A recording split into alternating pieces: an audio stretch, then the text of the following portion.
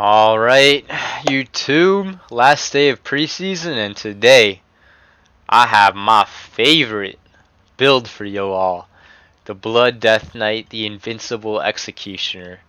So to start off, I'm going to show you it all revolves around Rune of Sanguination, where so basically your Death Strike does increased damage when someone is low based on their missing HP. So when they're low, when they're below half, below their HP, whatever, you start chunking them with your Death Strike. It starts doing a lot of damage.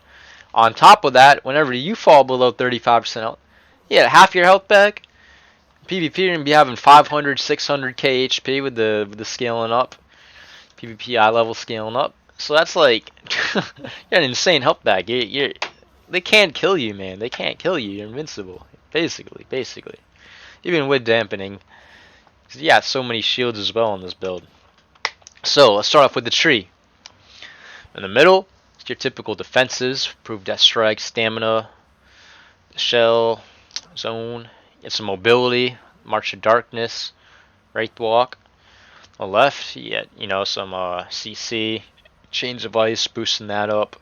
Blinding Sleet. Get some absorbs with Permafrost. I think is interesting with Vampiric Blood, boosting your absorbs, and then Gloom Ward. Just along with Blood Shield, just getting a lot of shields into this build.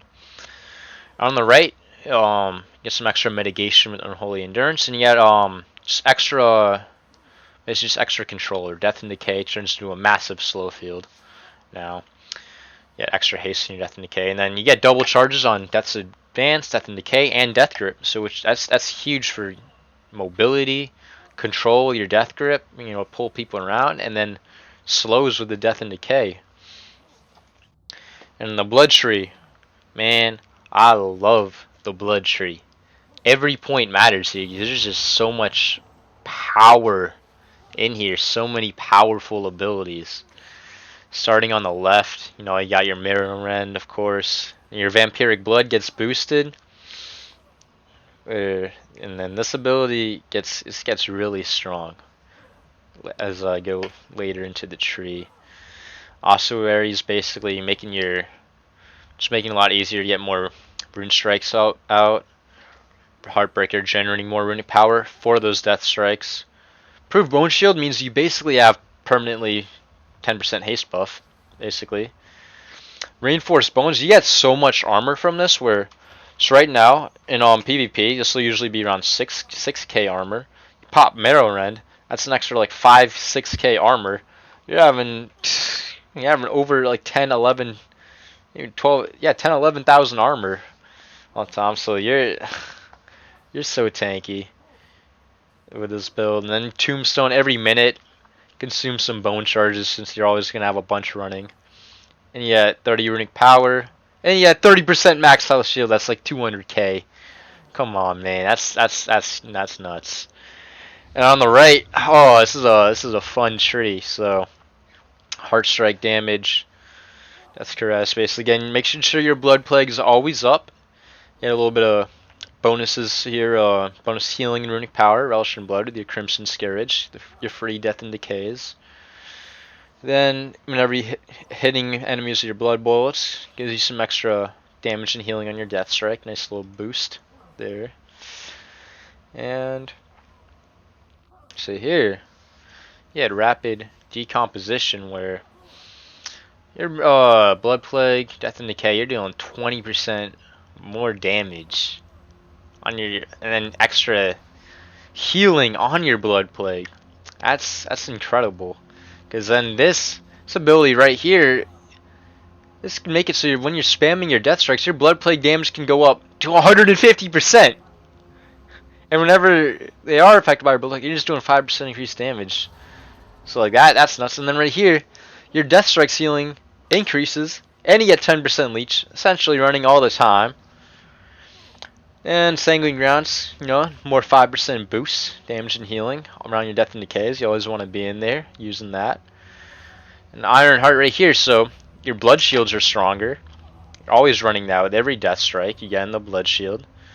Yeah, boost. And then whenever that shield is up, you get quarter increased physical damage for your Marrow Rend, your Heart Strike, your Death Strike, 25% extra damage. And right here, Red Thirst. So basically, you get close to max runic power, 125. Death strike 35 to 40.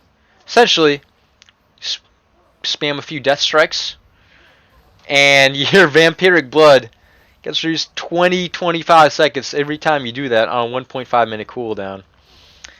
And Umbilicus Eternus, you get all your damage you're doing in your blood plague, 5 times that. That's your absorb shield at the end of every vampiric blood. I haven't even got to the craziest part. It's the dancing rune weapon. You get your melee attacks being mirrored, your death strikes extra healing, extra damage from all your abilities. Incendio Blade, every time you get hit with a melee attack, 5 seconds less on the cooldown, which makes the uptime on Dancing Weapon insane. And you buff it up even more, you get an extra copy and increased duration. You take Last Dance, goes from 2-minute cooldown to a 1-minute cooldown. Your duration's slightly reduced, but it's still 12 seconds. So you're having incredible uptime with this talent. Blood for Blood is key. Getting it's gonna go to 30% with a new nerf, unfortunately, but it's still strong. 3% to your max health. You're healing so much and having so many shields that you're invincible anyways. You want the extra damage. Spell Warden getting some boost against magical damage. And for Battlegrounds, I'm gonna be experimenting with pretty much the same build, except I take off Permafrost, take off Unholy Endurance, so I can get Soul Reaper, because this is like an Executioner build, and I think adding Soul Reaper to that kind of adds that executioning power, getting me that Runic Corruption to get more uptime on your abilities, get more Heart Strikes and Mana runs out, which means more Death Strikes. I like that. And so to discuss the meta, basically it's been Guardian Druid dominated for tanks. They've been completely OP, but they're getting massively nerfed. Opens up the way for other tanks. I think Blood Death Knight it's a lot of potential. You have some decent mobility. You have good CC. You have some good defensives. You just have super strong cooldowns. You're damn near invincible. You have insane healing, insane shielding, pretty good damage. Even in solo shuffle, where with the strong dampening in there, you have so much shielding that isn't affected by dampening. I think this could really be a sleeper build if you want to play a tank, tanky DPS. Or this is a really fun build. I know tanks haven't really been the meta for Arena. They've been like situational for RBGs. You obviously do have a place. I think this could really be the season where things could be shaken up with this build. Because let me just show you guys the power of it right here. Go in, pop my abilities, making sure my bone shields are up, and just just look out whenever I use my death strike, just look how fast my vampiric blood goes down. Look at my dancing rune weapon already back up. That is nuts. You're getting so much uptime on that, and your vampiric blood. You have so many defensive abilities as well. You have 4 right here that you can be using. Just look at that. My vampiric blood is already up. Like, this is just crazy. My rune weapon's about to come up. There it is. Look how all my attacks are getting mirrored. It's beautiful. Mirrored extra healing through the death strikes. Make sure your vampiric blood or your blood boil is already up. Your blood plague's always up. Death and decay on them. You have your fixate stun. You have so much.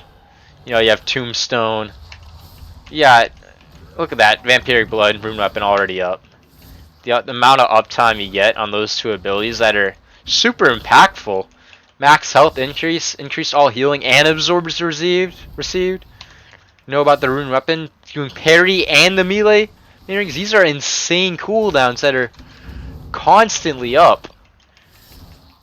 It is just, let me tell you guys, this build is gonna be one of those builds that everybody hates. Everybody hates, like simultaneously slept on because it's a tank build, but everyone will also hate on this as well. I'm so excited to try this out. I think it's going to be a great season a great expansion for PvP with Dragonflight. Please like and subscribe. Comment below what do you guys think of this build. And just overall, what do you guys think of PvP in Dragonflight? Are you guys excited? How big you think solo shuffle is gonna be? If you know you don't have anyone on, you can just easily run up some rated arena action. I think it's gonna be a great expansion. I can't wait. It's gonna be a great time.